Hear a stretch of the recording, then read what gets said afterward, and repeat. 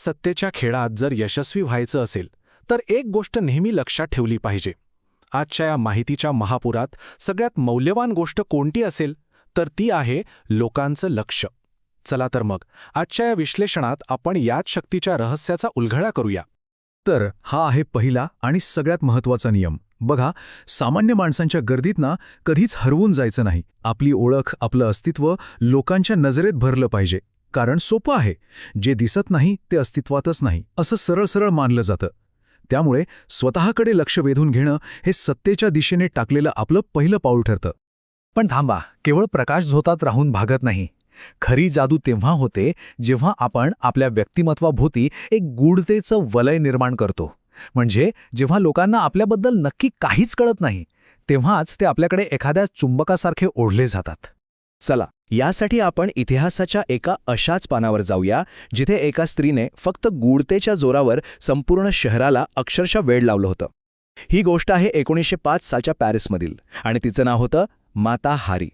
माता हारी एक अशी नृत्यांगना होती जिने पॅरिसला असं काहीतरी दाखवलं जे त्यांनी यापूर्वी कधीही पाहिलं नव्हतं. ती मंचावर बुरखा घालून यायची आणि मग हळूहळू स्वतःला अनावृत्त करायची. तिची भारतीय आणि जावामधील लोककथांवर आधारित असलेली नृत्य आणि ती वेशभूषा हे सगळं प्रेक्षकांना मंत्रमुग्ध करून टाकायचं. पण तिची खरी ताकद तिच्या नृत्यात नव्हती, तर तिच्या कहाणीत होती. ती कुठून आलीये याबद्दल ती स्वतःच वेगवेगळ्या गोष्टी सांगायची. कधी म्हणायची मी भारतातून आले, तर कधी सांगायची की मी जावातील राजकन्येची वंशज आहे. या परस्पर विरोधी कहाण्यांमुळे काय व्हायचं तर तिच्याबद्दलची उत्सुकता आणि गूढता आणखीनच वाढत होती.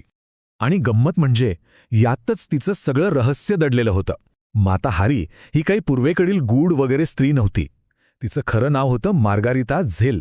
हॉलंडच्या एका अगदी छोट्याशा गावातून आलेली एक सामान्य मुलगी. आणि हो, तिला नृत्याचं कोणतंही फॉर्मल ट्रेनिंग वगैरे मिळालं नव्हतं. तिने फक्त आणि फक्त गूढतेचं एक असं वलय स्वतःभोवती तयार केलं, ज्यामुळे ती सामान्य असूनसुद्धा लोकांना असामान्य वाटू लागली. आता आपण मनोरंजनाच्या दुनियेतून थेट युद्धाच्या मैदानावर जाऊया. कारण गूढतेचा वापर केवळ लोकांची मनं जिंकण्यासाठीच नाही, तर शत्रूला घाबरवून पराभूत करण्यासाठीही केला जाऊ शकतो. ही कथा आहे दुसऱ्या प्युनिक युद्धातील महान सेनापती हॅनिबलची. तर झालं असं की एका लढाईत रोमन सैन्याने हॅनिबलला एका दलदलीच्या प्रदेशात चारही बाजूनी घेरलं. आता हॅनिबलचा पराभव जवळपास निश्चित होता. पण मध्यरात्री रोमन पहारेकऱ्यांना डोंगरावर एक भयंकर दृश्य दिसलं. हजारो मशाली त्यांच्या दिशेने येत होत्या आणि त्यातून कसले तरी विचित्र राक्षसी आवाज येत होते. रोमन सैनिकांना वाटलं की एकतर हे काहीतरी भुताटकी आहे किंवा हॅनिबलला मदत करण्यासाठी एक अवाढव्य सैन्य आलंय. भीतीनं ते आपल्या जागा सोडून पळून गेले. पण खरं काय होतं माहितीये? हॅनिबलकडे कोणतंही राक्षसी सैन्य नव्हतं. त्याने फक्त हजारो बैलांच्या शिंगांना वाळलेल्या लाकडाच्या मशाली बांधून त्या पेटवल्या होत्या. म्हणजे बघा, हॅनिबलने लष्करी बळाचा वापर केलाच नाही, त्याने एक भयान कोड निर्माण केलं. आगीच्या चटक्यांमुळे बिचारे बैल ओरडत सैरावैरा पळू लागले आणि त्यामुळे एका मोठ्या सैन्याचा आभास निर्माण झाला. त्याने फक्त गूढतेचा वापर करून शत्रूचं लक्ष विचलित केलं आणि त्यांना इतकं भयभीत केलं की तो स्वतःची सुटका करून घेऊ शकला. एक नृत्यांगना आणि एक सेनापती, दोन पूर्णपणे वेगळ्या व्यक्ती, दोन वेगळी क्षेत्र, पण त्यांच्या यशाचं रहस्य एकच होतं, गूढतेची शक्ती. यामागचं मानसशास्त्र अगदी सोपं आहे. आजच्या जगात जिथे प्रत्येक गोष्ट आपल्याला सहज उपलब्ध आणि परिचित वाटते, तिथे जे काही गूढ आणि अनाकलनीय दिसतं त्याकडे लोकांचं लक्ष आपोआप वेधलं जातं. माणसांचा हा स्वभावच आहे की ते अशा गोष्टींकडे आकर्षित होतात ज्या त्यांना सहज समजत नाहीत. गूढतेमुळे होतं काय की आपण अधिक बुद्धिमान आणि खोलवर विचार करणारे वाटू लागतो.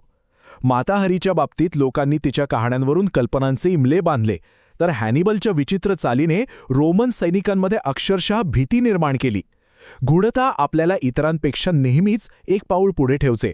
तर या संपूर्ण विश्लेषणातून आपण काय शिकलो? एकच पण अत्यंत महत्त्वाचा धडा.